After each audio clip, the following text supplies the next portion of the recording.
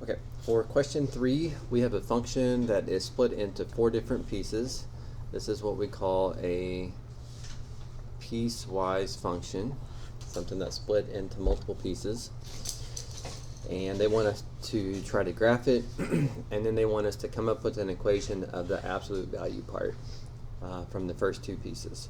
So I'm going to come back to that because that'll be a lot easier to do once we see the graph. Okay, so a piecewise function, you just have to graph these 4 different equations and then keep part of each one. So this one is in mx plus b, so you should instantly have the y-intercept and the slope.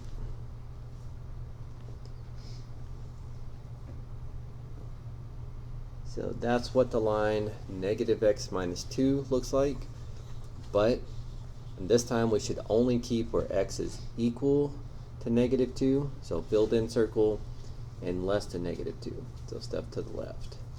Should not be keeping anything to the right of negative 2. Then you just do it again for the second function, so graph x plus 2,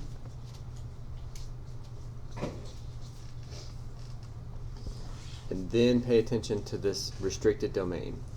It needs to be greater than negative 2, so that's an open circle there, which actually isn't too big of a deal because it's a closed circle there from the first function. And then the stuff between that and positive 2, and it looks like it can equal positive 2, so that needs to be a filled-in circle. So nothing to the right of positive 2 and nothing to the left of negative 2 should be a part of that second function. The third one is a horizontal line. Y equals a number is always going to be horizontal.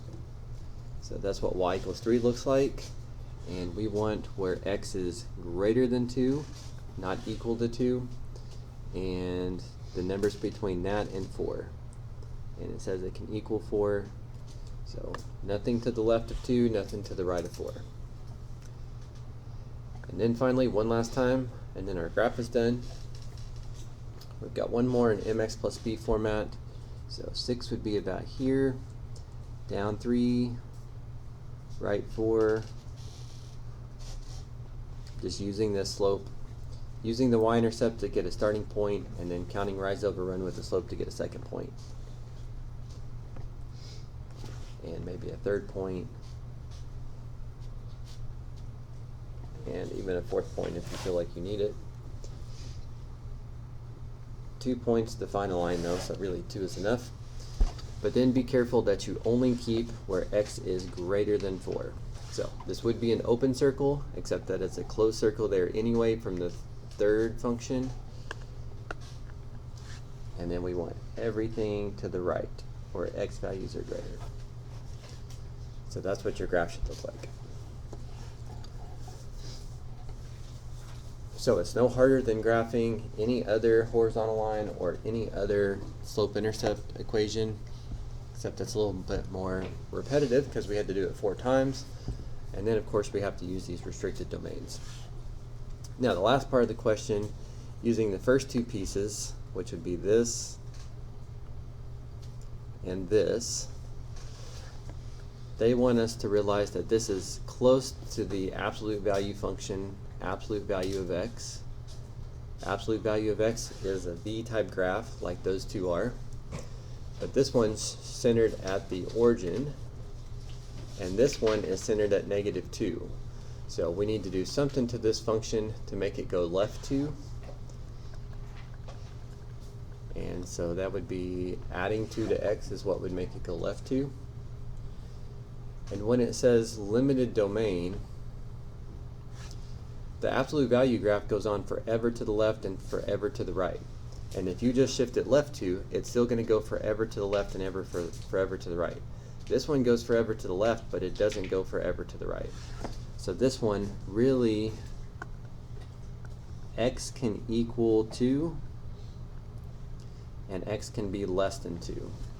But it doesn't get to go on forever to the right, so that's what they mean by limited domain. Just identifying what x values actually make sense there.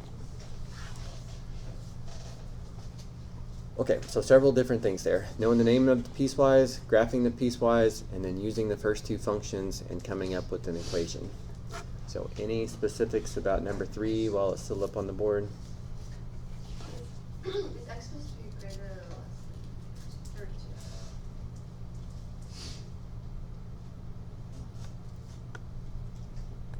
32? Should be less than. Thank you. X value is smaller because I want the ones to the left. You're correct. Any other mistakes y'all see or anything else you want to ask for clarification on 3?